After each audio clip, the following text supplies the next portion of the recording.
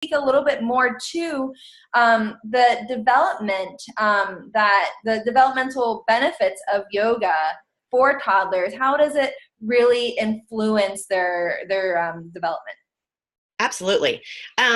I often tell parents that we don't do yoga to fix our children.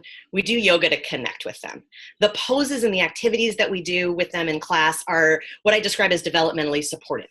So it's informed by toddler movement, gross motor development, by their attention span, by their interests, and it's reinforcing all of the stuff that they're going to explore on their own anyway. The beauty is that we get to explore it with them.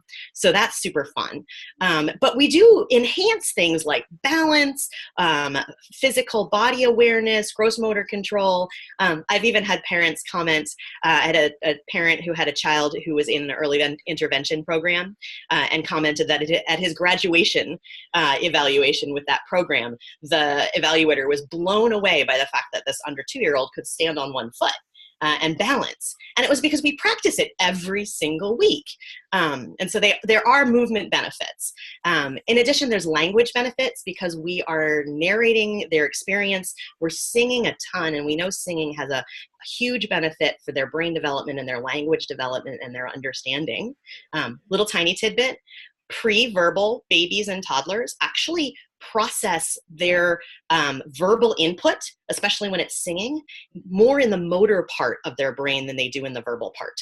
Because until they've mastered the speaking part, it's really a motor control for them. But that's just an aside because I'm obsessed with toddler development. But this act of narrating their experience and teaching the names and the words for these poses helps them with language development. And then the interaction between the parent and child and the other children in the class teaches the sort of self-understanding, as well as this understanding that everyone's poses are different. Your pose is different than my pose. Your pose is different than your neighbor's pose, and that your experience is yours.